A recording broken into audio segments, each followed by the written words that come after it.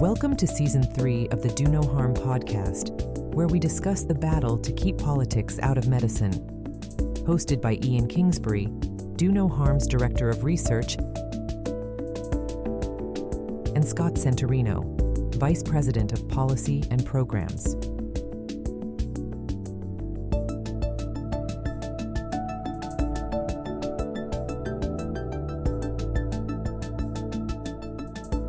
Welcome back to the Do No Harm podcast, where we defend the core values of medical practice every week.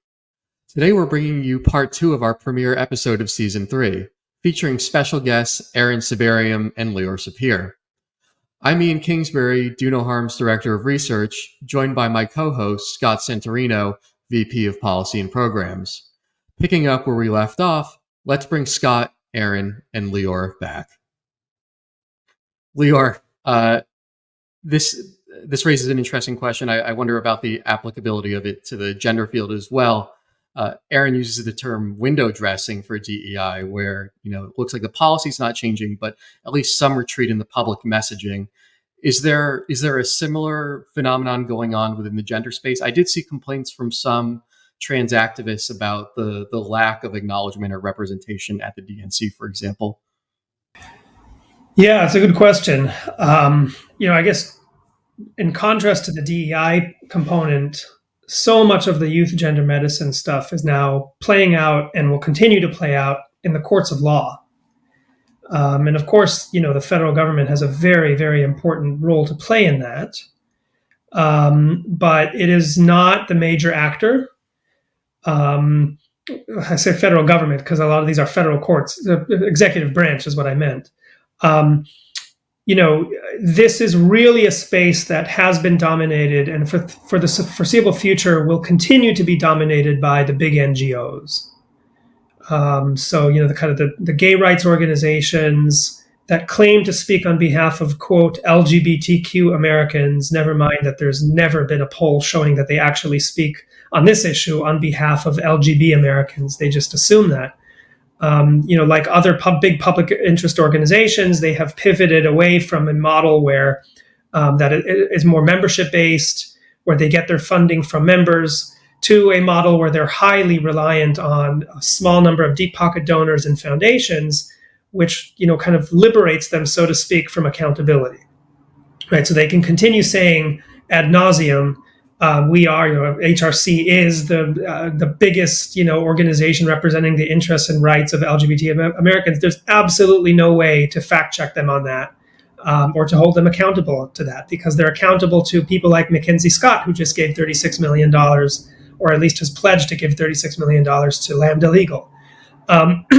So it's a different type of space, I guess, is my point. Is there window dressing? Yes, to some extent there is. I think also, how should I use the same metaphor? To some extent, the windows have been cleaned a little bit.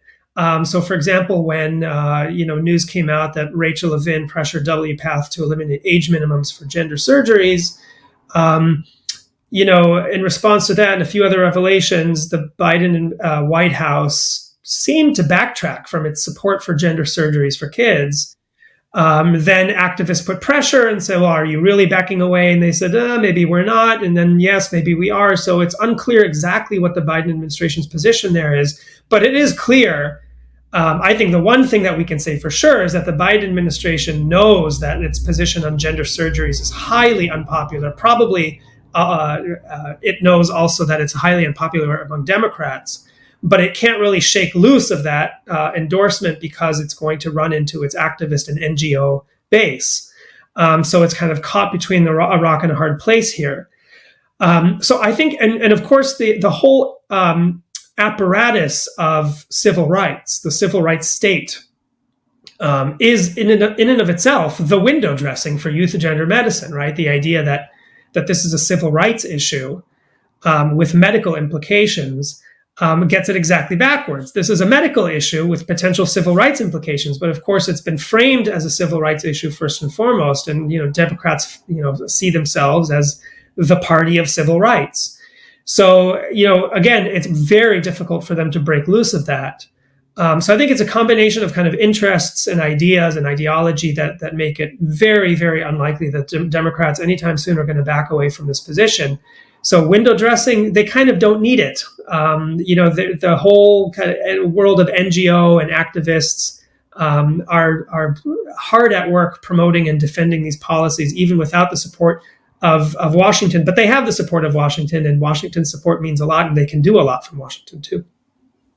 So it seems to me that we're in this sort of like absurd reality right now where the official position of the Trump campaign, to whatever extent it exists, is to the left of the Harris campaign on the gender issue. Because the last word we got was that that Trump disapproves of surgeries without parental consent, whereas the Democrats seem to be saying, and it shifts based on the hour, but they seem to be saying that they're against surgeries. I wouldn't read anything into that, Ian. I mean, Trump just talks. I just don't even think he knows what he said. I think I wouldn't read anything into that. Could be the official slogan of the 2024 election. But look, it's possible. Look, I don't want to minimize, right? It's possible that Trump, in fact, thinks or will think that as long as parents agree to this stuff, it's fine. I doubt it, but it's possible. In which case, assuming that a Harris campaign would in fact have retreated from gender surgeries from kids, we get this kind of weird situation where the Trump campaign is to the left of Harris. But again, I just think that's highly unlikely. Let's also be clear here that let's say that is Trump's position. That is clearly more conservative than what the effective position of the Democratic Party is, which whatever else Kamala Harris has said is in fact that they want this stuff without parental involvement. That Tim Walz signed a bill turning Minnesota into a sanctuary state for children who want gender affirming care and are fleeing their parents from other states. So you can't if you run away from home, say you're 16 because your parents don't want to give you the hormones, and you go to Minnesota will not allow you. Leor can check me on this because I'm sure he knows it, but my understanding is that Minnesota will not allow that child to be extradited back to the state, and the state will not cooperate with attempts to get the child back because they think that gender affirming care is medically necessary. That is the candidate for the vice president of the United States, right? And California has done similar stuff. And all the schools that are run by teachers unions, which are squarely in the pocket of the Democratic Party, do the transition closets. So, I don't care what Kamala Harris has said. We all know that the Democrats' position on this is going to be further to the left than Trump's. Sure. Come on, Yeah, maybe just one. I'm not sure this is a pushback so much as a clarification that I think is an important one, given the politics of this issue right now. But I think Democrats' position is, in fact, that parents should have the authority to decide. But the crucial caveat is fit parents should have the authority to decide, and meaning non-abusive, non-neglectful parents. And of course, they define a parent refusing to sign on to gender affirming care as a form of abuse or neglect. So it's kind of a very convenient argument where it's kind of a no true Scotsman, right? No true good parent no true fit parent would deny their kid access to these interventions. Therefore, if you deny it, you're not a fit parent. So it's not that we, the Democrats, are denying parental rights. On the contrary, we're insisting on them. We're just defining who counts as a fit parent differently. Mm-hmm. Yeah. Scott, your question? This is a question for Aaron or Leor, for that matter. Aaron, you mentioned Governor Walz's record in Minnesota on so-called gender affirming care. Here's a hot take for you. I'm setting up a little bit of a straw man for both of you to knock down. I don't really believe this in my core, but let's just put it out there. The action here is in the states on both DEI and gender affirming care issues, but let's stick with gender affirming care issues for now. And to the extent we're paying attention at all to the Trump campaign platform or the Harris campaign platform or the machinations of the executive branch in DC, we're missing where the true action is. And there's only so much that the executive branch can do. Particularly, it's looking pretty likely that no matter who wins the presidential election in November, there will be a divided Congress, or at least a very closely held Congress, where the odds of sweeping changes are pretty unlikely. So tell me I'm wrong and why, if I say, why are we even paying attention to this for these issues? I mean, isn't this something that we should be looking at state capitals for? It's not totally wrong. I mean, I think that some of the change will have to happen at the state level, and some of the most effective levers that places like Do No Harm have pushed have, in fact, been at the state level.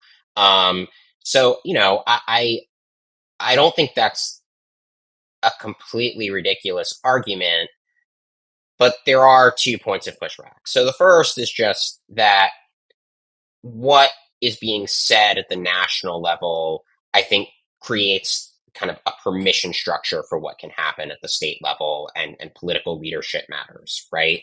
Um, I suspect that Democratic states would not be pushing this so hard if the head of HHS was not also pushing it so hard, right? Even if the head of HHS isn't going to come in and actively stop the states from doing what they want, I think it makes a difference that Rachel Levine is the kind of administrator who says you should remove all age minimums for surgeries, rather than the kind that says, hey, Europe is changing course on this. Maybe we should slow down a little, right? I think if that were the messaging from the top, it would matter. But the other thing is, look, like, there are things that can be done, and maybe gender I'll leave to Leor because he knows more about the legal stuff there. But on DEI, Biden has this executive order that requires DEI in every government agency. Not just DEI, it requires government agencies to think about how to incorporate indigenous knowledge into the decision-making process, which has actually resulted in basically Native American shamans getting like grants to do like environmental and energy research, or something like that. I mean, I'm not joking. It's at that level of absurdity, right? And this flows from a Biden executive order, which could just be rescinded by Donald Trump overnight. And a lot of, say, affirmative action in government contracting all stems from this executive order signed by LBJ that required affirmative action in government contracting. Now, it didn't define affirmative action to mean quite what it means today, so people would debate whether that's exactly the cause, but it clearly set the ball in motion, right? Nixon did stuff. There's a lot that the federal government does that just kind of sets the conceptual frame for DEI, and establishes the bureaucratic incentives that then kind of take on a life of their own. And so, no, removing the government pressure for DEI doesn't get rid of it overnight, but it does remove one of the key drivers, and I think it creates more space at the state level to fight back when the federal government is not going to be putting its thumb on the scale at every turn. And of course, I mean, one more example is the Justice Department, right? The Justice Department could be suing universities for violating students for fair admissions, right? And scrutinizing them relentlessly. They're probably not going to do that under Biden or under Harris. They might do it under Trump, right? Trump is obviously going to be more willing to go after universities for illegal race discrimination against whites and Asians. So, yeah, it's the states matter. There are certain things that the federal government can't do. We should be realistic about our political ambitions, but there's also quite a bit that the government can do, and there's certainly a lot that it can just choose not to do, right? It doesn't have to make every government agency do DEI. It can just not issue that executive order, right? And if you want if you want the government to, you might say, do no harm on the DEI front, I think it's pretty clear, and I'm not making a comment about who you should vote for or who's better on all the various issues about the economy, what have you, but just on the question of DEI, who is going to do no harm, I don't think I really need to spell it out for your listeners. I mean, so Scott, I mean, Aaron, don't worry. Yeah. Scott, your question is a good one. I mean, I don't look. I think you're right that a lot of the action is in the courts. In the states. But I would push back a little bit and say this. First of all, I think the most important action right now is in the courts, and to some extent that means in the states. But for the most part, these are federal courts. And of course, the executive branch and Congress have a massive role in determining the makeup of the federal courts. But, I would say secondarily, after the courts right now, the matter is in the states, meaning state legislatures and executive branches. But I do think, as Aaron said, there's actually a very robust role for the federal government, whatever incoming administration we get in Congress to play in this issue. So just to give a few examples, on the HHS front, we have the ongoing battle over Section 1557 of the Affordable Care Act, which imports Title IX into, Obamacare, says you can't discriminate on the basis of sex. And starting with the Obama administration, continuing with the Biden administration, they interpreted that to mean if you offer, double mastectomies to women for cancer treatments, you have to offer double mastectomies for women for gender change, right? Things like that. There's, of course, also funding. The funding stream is absolutely essential. A lot of it goes through NIH grants, millions and millions of dollars for trans research funding, the overwhelming majority of which is not scientific research. It's advocacy research done with NIH grants on the public dime. And that can be stopped, should be stopped, or at least should be made more scientific, open-minded. And then, another example that we saw recently, the rules on foster care. HHS, through its adoption foster sub-agency, is now basically making requirements for the states as a condition for receiving federal assistance that, they have to place kids with pro-affirming families. So they have these litmus tests. And of course, we know that these types of policies tend to spread. So you start with just foster care children, but if you've already defined a family as abusive and incompetent and ineligible to raise a child, in the foster scenario, it doesn't take a big leap to say, well, in any scenario, parents like these should not be raising kids. So it is very troubling to see what's going on in HHS.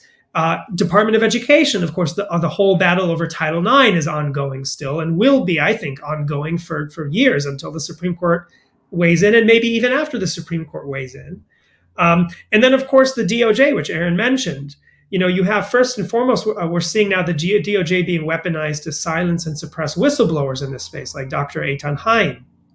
And it's very important who is in Washington because, the DOJ can shut down these investigations overnight.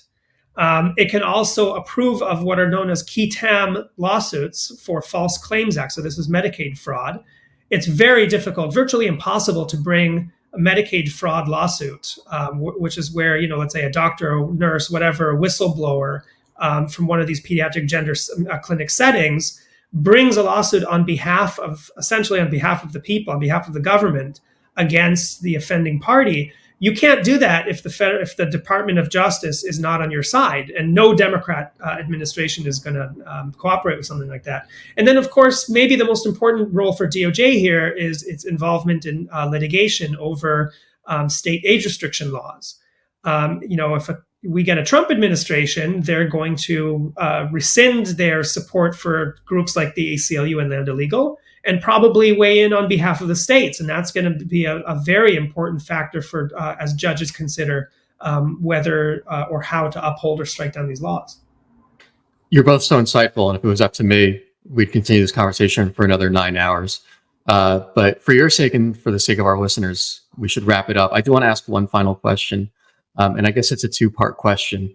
What do you anticipate is going to happen at the federal level? Let's imagine if Trump wins, right? Because I think if Kamala wins, we can probably more or less expect continuity. So what changes can we anticipate if Trump wins? And what specific recommendation would you make?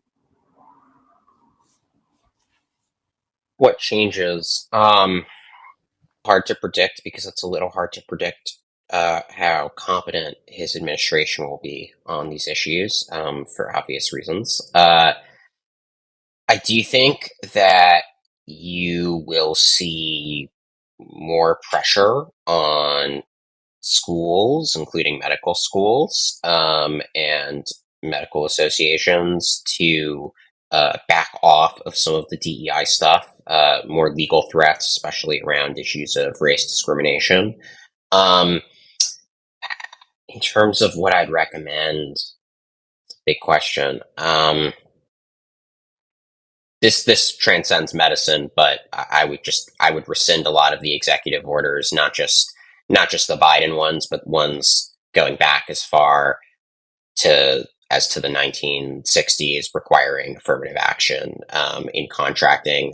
I don't think we need those executive orders anymore, and I think they kind of create at the very least, a kind of a permission structure and arguably a legal incentive for all sorts of private institutions to discriminate based on race.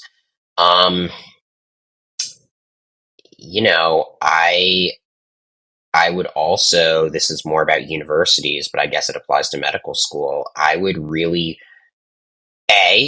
make the threats that you've seen over the past, the threats to revoke federal funding that you've kind of seen made in the wake of the October 7th attacks and the Hamas protests. I would really press on those. You don't necessarily have to do it, but that is a nuclear weapon. And I think the reason such threats haven't really had much teeth before is because the schools kind of think, well, yeah, it's a nuclear weapon, so they'll never do it. I mean, if I were Trump, I would really saber rattle about this and get the Department of Education and the Republican Party to basically make defunding the Ivies like a real thing that's on the table. And the other thing that I think could easily be passed is you just say, look, you don't need these many administrators. So regardless of whether it's DEI or something else, just your eligibility for federal funding will heretofore depend on the ratio of administrators to students, and the higher that ratio, the fewer dollars of federal funding you will be eligible for.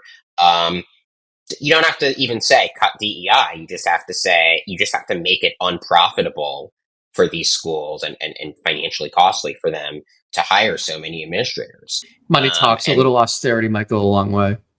Yeah, no, I really think it would. And then the other thing is like subpoena power. Subpoena UCLA for all their data. Tell them that if we don't have it, like in 3 weeks, we are going to wage a full-scale legal war against you. Turn it over right now. Like, there's no this specious argument that, oh, it's a privacy violation. It's not. Tell them that.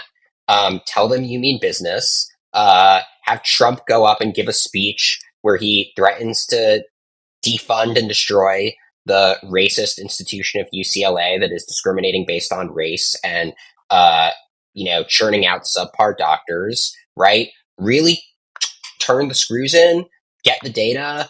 I mean, and it doesn't even have to go that far. If you just really scare them enough, I think there will be change, because they've never felt this heat from the federal government before.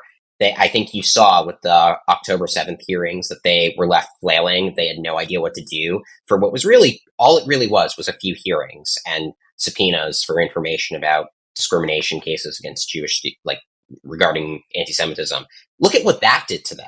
Like 3 Ivy League presidents have resigned. So if you turn up the pressure by like a factor of 2, which would still not be that much pressure in the grand scheme of things, considering how much money these places rake in, I mean, you could get a lot of concessions. So that's what I would tell Trump to do. Some competence and willpower goes a long way. Leor, what about you? Yeah, I mean, in addition to all the things that I said earlier that could be done at the federal level, I think the most important thing, to be honest, is if Trump gets elected, is discipline and wise appointments to the bureaucracy. this is not an issue that any president can be expected to kind of, master and understand well and be a leader on, especially not given the other challenges facing this country, and especially not when we're dealing with Trump. He's going to want to do, foreign policy, immigration, and probably just a lot of personal politics. So everything is going to depend on his appointments, the team who advises him, who they appoint to what positions, and whether they're willing to work on these issues. I mean, that's really, he can use executive orders and administrative rulemaking. He has a preference for using executive orders. He likes that model for obvious reasons. I actually think there's a massive role for Congress here. I would really like to see Congress reassert its authority. I know that that's highly unlikely to happen, not just here, but in many other areas of policy. But I would love to see Congress reassert its authority. Congress can start to hold more hearings. Especially if we have both houses, we can have commissions.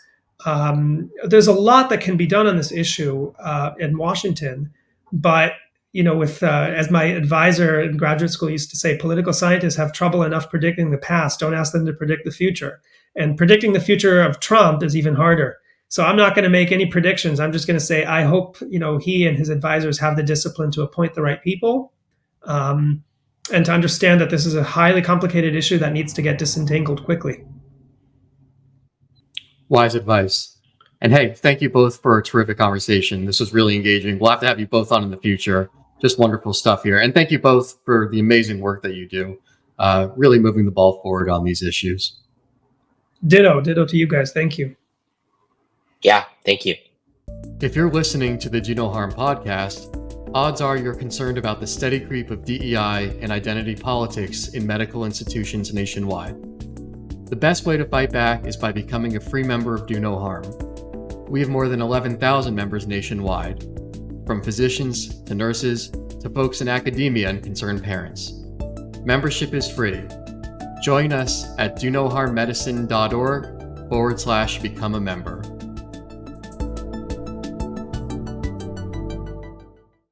Thank you for listening to part 2 of episode 1. And thank you again to our guests, Aaron Sibarium and Leor Sapir, for joining us. We hope to have you back again next week. Be sure to subscribe to receive alerts when new episodes drop. And if you like what you heard, share with your networks. Thanks for standing with us as we restore sanity to medicine.